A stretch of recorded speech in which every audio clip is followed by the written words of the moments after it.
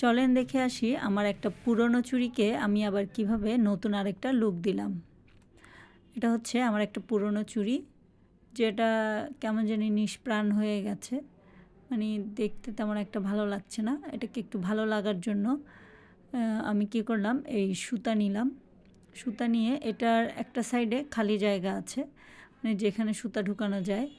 তো আমি সেইখানে আপনার বোতাম ফোড় দিয়ে দিয়ে একটা সেলাই করে দিলাম।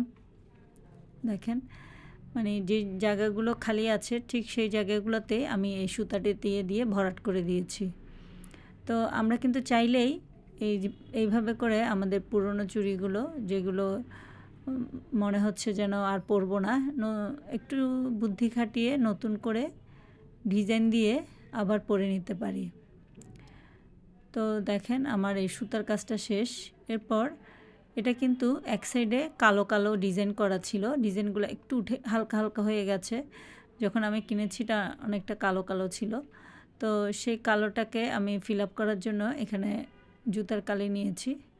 তো কালির কাজ করতে গিয়ে পুরো হাতটা কালি হয়ে গেল। তো যাই হোক, ফোমটা দিয়ে এক সাইডে কালি দিয়ে দিয়ে কালো কালো করে নিলাম, আরেক পাশটা সুন্দর করে পরিষ্কার করে নিলাম। এই হচ্ছে ফাইনাল লুক। তো এই ডিজাইনটা আপনাদের কাছে কেমন লেগেছে অবশ্যই কমেন্ট করে জানাবেন।